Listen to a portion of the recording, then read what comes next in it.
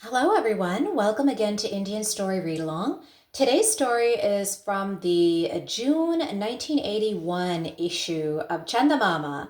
And they used to have all these folk stories and everything before they stopped publishing Chandamama. And I still have all my old copies. Not every copy, but a few of them.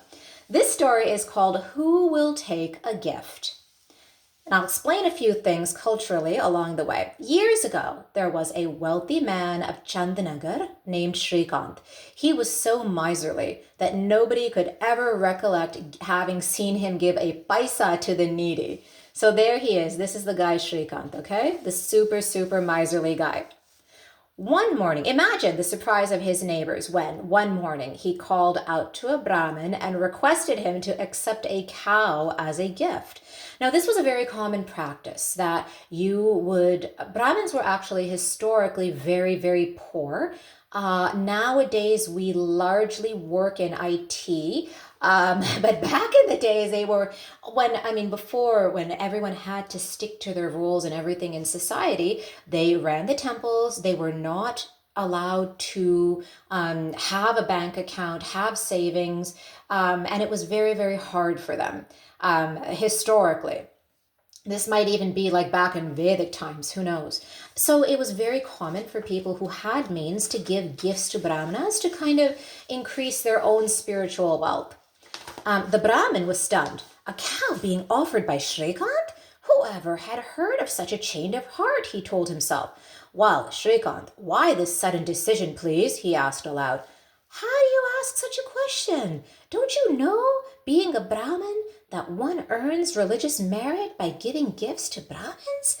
Replied Shrikant. Even then, the Brahmin smelled a rat. I don't think I deserve your gift, he said, and he went away. To Shrikant's, he knows Shrikant's giving away something, there has to be a catch. To Shrikant's disgust, other Brahmins of the village too rejected the offer under some pretext or the other.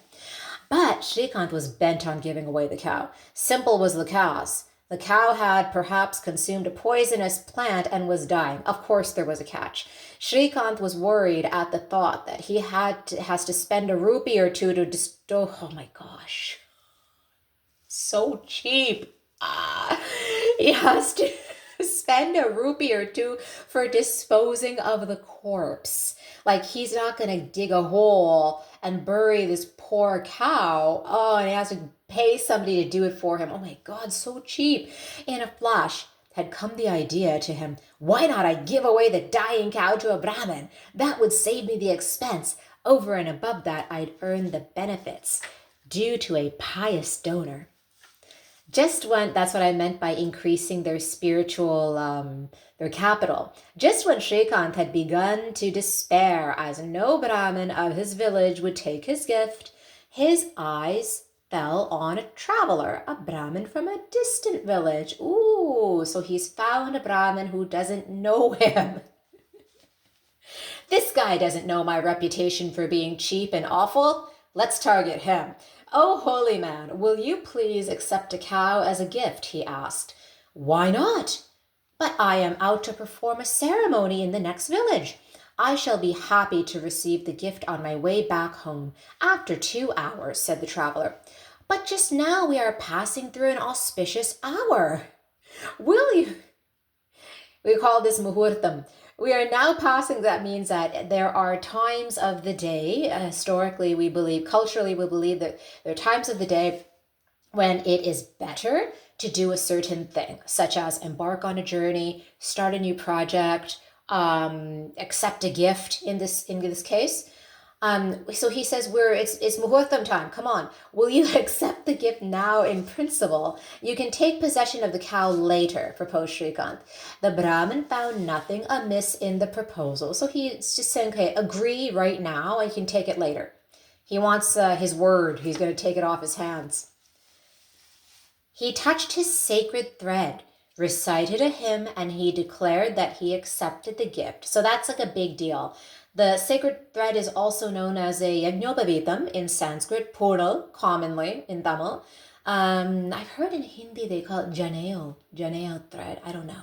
But it's supposed to be a huge deal when you touch it and you recite a hymn or a little prayer, and that's like your word. You cannot go against that again.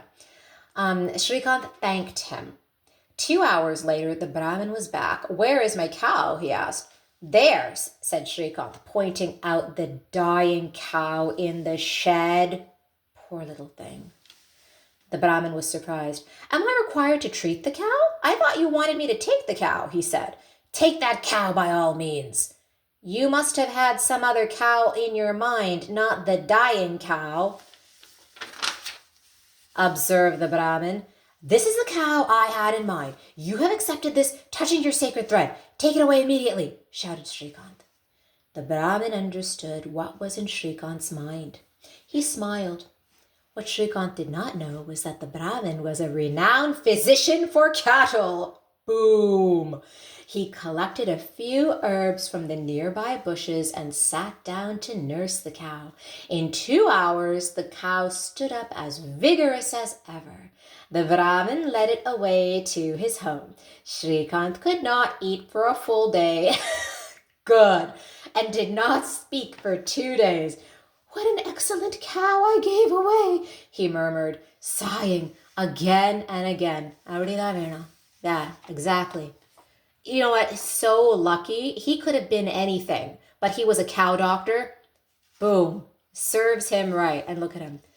Upset. Standing there. Yeah. So I like this story. I love Chandamama because they had so many fun stories exactly like this. Like funny, ancient times, our cultural things. So this story was called "Who Will Take a Gift?" It was from Chandamama. If you like this story, then join us again on Indian Story Read Along. We will read many more just like this one.